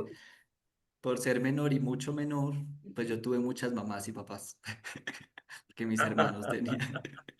Y se autorizaban, ellos Entonces, también se claro, cuentan como confundían. parte del gran otro, no como el Sí, sí, sí. otro, el pequeño otro que es la competencia, ¿no? Ujú. Entonces, está bien. Fíjate, una última cosa por mi parte. Bueno, tendría muchas otras, pero para no abusar de este bombardeo. Mira, también hacia el final tú dices, el sujeto deja de existir allí, en los confines del inconsciente, confines que no son de profundidad, sino de que se presentan en cada producción que él realiza, repeticiones de lo imposible que el sujeto rechaza de manera continua hasta verse empujado a pasar por el hecho de destitución. Fíjate que tú aquí catalogas la destitución como un hecho, lo cual pues es interesante, pues, porque, a ver, uno en general pues habla de la destitución subjetiva del final del análisis, no la destitución del analista, sino la propia destitución como sujeto, como un hito, algo que puede ocurrir, pero no es un acto, no es una decisión, evidentemente no es una decisión. Tú la catalogas aquí, de hecho, no es un tema central, así que tú lo pusiste, pero ya que lo pusiste, entonces yo te someto pues a que tú elabores un poquito la destitución, ¿qué es? Sí, yo pienso que eso es complicado porque eso es como de las cosas que uno constata por lo que pasó después, o sea, como que los efectos lo, le van dando cuenta a uno como de algo que ocurrió ahí y esos efectos posteriores son como los que alojan eso como algo ocurrido verdaderamente, por decirlo de alguna manera, entre comillas, o sea, entonces lo alojan como hecho, como algo que aconteció. Ajá, Em, hecho en el sentido de hecho, ha sido, así, ha sido, en la conjugación arcaica de hacer, ha sido, hecho en el sí. pasado. Ajá. Ujú. Sí, es la manera en que como que tuve para decirlo, porque sí, o sea, no es algo en lo que uno pueda alcanzar voluntariamente, pienso yo, ¿no? Sobre todo por el horror como que eso implica, sino que eso que lo está empujando a uno, lo empuja ahí y luego eso tiene como un efecto, como un cierto resultado, ¿no? Entonces uno como que va captando el resultado de eso que ha sucedido ahí y cómo se fueron encadenando como los acontecimientos hasta ese punto. Em, entonces, sí, justamente pienso que es un hecho no porque el sujeto o sea, porque uno pueda hacer algo respecto a eso, sino porque se inscribe como, sí, eso, como un acontecimiento, algo que sucedió. Eso es lo que podría decir. Mm, sí, bueno, me parece a mí de las cosas más difíciles de percibir, bueno, y de ocurrir, pero aun cuando ocurra, si es que ocurre en final de análisis, si es que ocurre el final de análisis, pero aún así es muy difícil percibir la destitución subjetiva en el sentido de eso tan crudo que es que uno, para el gran otro, que está dentro de uno ha sido un objeto. Ese es el núcleo de la destitución subjetiva. Que uno para el bicho ese que forma parte de uno, resulta que uno ha sido un objeto y que lo ha traído de aquí para allá. Y entonces uno que creyéndose sujeto, uno ha sido Mm, objeto de ese gran otro. mm. Bueno, hemos llegado pues a las 9:30 de España, a 1:30 de México, 2:30 de Colombia. Am, si no hay más preguntas, comentarios, vamos a dejarlo entonces hasta aquí. Y cuatro y De nuevo, media de Uruguay. 4:30 de Uruguay. 4:30 de Uruguay, correcto. 4:30 de Uruguay. Que no se nos olvide, que no se nos olvide. Exacto. Uruguay presente. Muchísimas gracias, Ok, Sebastián. Me ok. encantó A Y ustedes, muchas gracias. tu y de presentación. Atenas, 10:30. 10:30 de la noche. Ah, está bien, bueno, de nuevo, muchísimas gracias, Sebastián. Has Gracias a ti. cerrado con broche de oro Sí, el muchas seminario en gracias. este segundo ciclo. Este, pronto hablaremos del calendario del próximo ciclo, que pues trataremos que esté a la altura de este. Muchísimas gracias a todos en nombre de todos, porque este seminario lo hacemos entre todos. Bueno, Este, muchas y gracias a se- ti, Pedro. Sí, Muchas son- gracias por tener esta gentileza de invitarnos a todos. sí. Yo lo Gracias, descubrí Pedro. este año casi al principio, me perdí las primeras, pero estuve encantada y asistí pues a casi todas después. Así que muchísimas gracias a los organizadores. Sí, Sí. Pedro Pablo, Bueno, muchísimas la gracias. última palabra es que este espacio se ha convertido, más allá de que sea importante para algunos de nosotros, eh, bueno, que se ha convertido pues en muy importante para algunos de nosotros individualmente. De repente, algunos que he invitado para el próximo ciclo, sea que hayan podido aceptar o no, pero me han hecho ver algo que yo no veía, que esto se ha convertido en un espacio muy importante Ujú, para la escuela. Es algo que no existía. Un espacio de alto nivel de ujú, habla española, castellana, para analistas de múltiples países, pues. mm. Entonces, pues, eso lo hemos hecho entre todos. Bien, entonces, no los quiero mucho, pues, entonces, nos dejo, pues. Nosotros también Igualmente. Nosotros te también, claro queremos. que Bye. sí. Bueno, Un honor felicidades. poder Pedro, participar. muchas gracias. Gracias. Que- Buen Muchísimas verano. gracias. Igualmente, Bueno, buen bueno. verano para todos o buen invierno, ¿eh? O buen Exacto. Gracias. Vaya a empezar el Sí, sí, invierno. Hasta la sí. próxima. Invierno, Hasta la verano. Seguimos. próxima. Bien, Seguimos. bueno. Sí. Chao, Chao. Cielo, Ale, Chao. Chao. Aline, Teresa, Eugenia, Muchas todos. Bueno, gracias. chao, Hasta pues Hasta luego. felicidades. pronto. Ok, Hasta pronto. hasta pronto.